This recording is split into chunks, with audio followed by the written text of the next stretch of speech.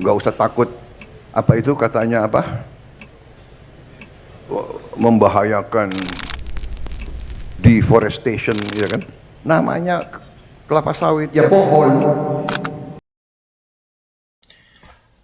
Halo semua, perkenalkan kami dari kelompok 10 dan judul penelitian kami adalah pengaruh perkebunan kelapa sawit terhadap karakteristik hidrometeorologi dan resiko kebencanaan.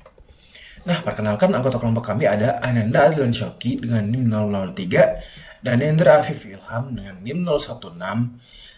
Saya sendiri Adil Nur Rahmatullah dengan NIM 029, dilanjut dengan Afif Dwi Rifki Pamemba dengan NIM 036, Fatir Marzuki dengan NIM 041, dan terakhir M. Hisrul Fahri Rizkullah dengan NIM 021.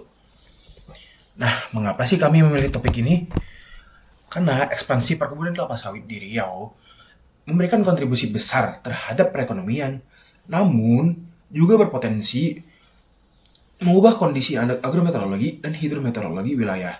Alih fungsi lahan ini dari hutan menjadi perkebunan dapat mempengaruhi suhu, curah hujan, siklus air, dan daya serap tanah, sehingga meningkatkan risiko bencana seperti banjir, kekeringan, kebakaran hutan, atau lahan.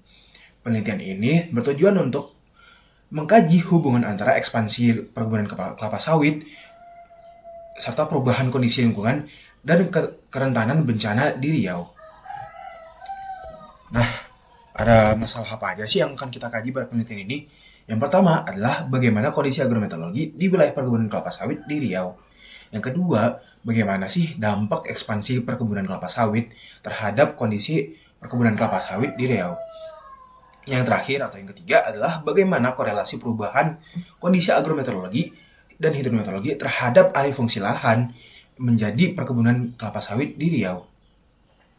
Oke, lalu kita masuk ke tujuan penelitian. Tujuan dari penelitian yang hendak kami capai ialah sebagai berikut. Pertama, memaparkan kondisi agrometeorologi di wilayah perkebunan kelapa sawit Riau. Kedua, menjabarkan bagaimana ekspansi lahan sawit berkolerasi dengan karakteristik hidrometeorologi. Dan yang ketiga, mengukur keterkaitan antara perubahan kondisi ini terhadap alih fungsi lahan secara menyeluruh. Berdasarkan fenomena yang ada, hipotesis kami adalah alih fungsi lahan ini memicu perubahan yang signifikan pada parameter cuaca dan air, yang berujung pada peningkatan risiko kebencanaan seperti banjir dan kebakaran lahan. Lalu mengenai ruang lingkup kajian, penelitian ini berfokus pada wilayah Provinsi Riau, dengan menggunakan data sekunder dari BMKG untuk parameter meteorologi dan data dari Kementerian Pertanian untuk variabel komoditas. Nah, teori yang digunakan pada penelitian ini adalah penelitian didasarkan pada teori agrometeorologi, hidrometeorologi, variabilitas iklim atau ENSO, karakteristik lahan gambut, serta konsep bencana hidrometeorologi. Teori-teori tersebut digunakan untuk menjelaskan hubungan antara perubahan penggunaan lahan dan perubahan kondisi lingkungan di Provinsi Riau. Nah, metode penelitian yang kami gunakan adalah metode deskriptif analitis dengan teknik pengumpulan data berupa studi kepustakaan dan wawancara. Data-data tersebut diperoleh dari berbagai literatur, data-data dari BMKG, serta sumber terkait untuk dianalisis dan dibandingkan sesuai tujuan penelitian kami. Memastikan bahwa alih fungsi lahan menjadi perkebunan kelapa sawit itu berpengaruh pada kejadian bencana seperti banjir, tanah longsor, dan juga kebakaran hutan, maka kesesuaian lokasi stasiun meteorologi itu harus diperhatikan secara seksama.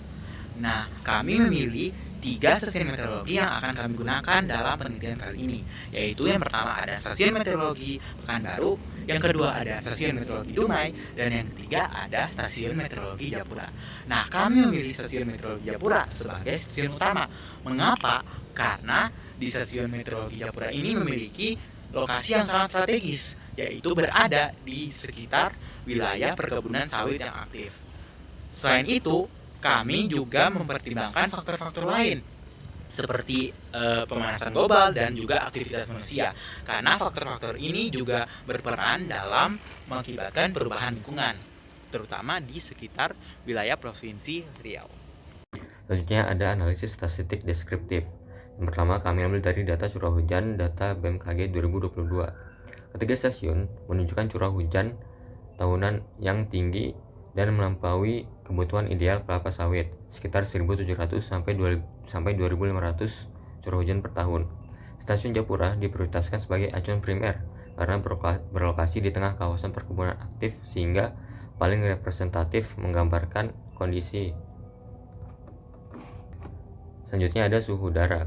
Suhu udara di ketiga stasiun berada dalam rentang 24-28 derajat Celcius yang merupakan kisaran optimal untuk pertumbuhan kelapa sawit. Artinya, kondisi termal Provinsi Riau secara umum sangat sesuai untuk budidaya komoditas ini. Selanjutnya ada THI atau Temperature Humidity Index. Nah, nilai THI yang tinggi ini mengindikasi perubahan keseimbangan termal mikroklimat akibat alih fungsi lahan. Selanjutnya ada hasil pembahasan. Yang pertama, kondisi agrometeorologi. Kondisi agrometeorologi Riau atau curah hujan dan suhu secara umum masih sesuai untuk pertumbuhan kelapa sawit. Namun, peningkatan nilai THI mengindikasikan perubahan keseimbangan termal mikroklimat lokal yang berpotensi mempengaruhi efisiensi fisiologis tanaman jangka panjang. Lalu yang kedua ada dampak terhadap hidrometeorologi. Ekspansi sawit menyebabkan infiltrasi dan evapotranspirasi menurun, limpasan permukaan meningkat, serta cadangan air tanah berkurang.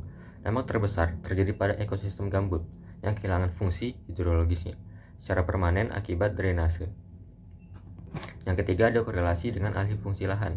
Ekspansi sawit berkorelasi dengan kenaikan LSCT sebesar 3-4 derajat Celcius dan perubahan pola curah hujan. Namun hubungan ini bersifat korelasional dan parsial karena ENSO diakui sebagai faktor pembaur. Yang terakhir, ada dampak terhadap bencana. Yang pertama ada banjir, hubungan langsung dan kuat melalui penurunan infiltrasi dan hilangnya fungsi simpan gambut. Yang kedua ada kekeringan dan diperparah dengan tahun El Nino karena gambut kehilangan fungsi reservoir alaminya. Yang ketiga ada kebakaran. Gambut yang didrainase menjadi mudah terbakar, namun pemicunya tetap didominasi oleh manusia dan ENSO.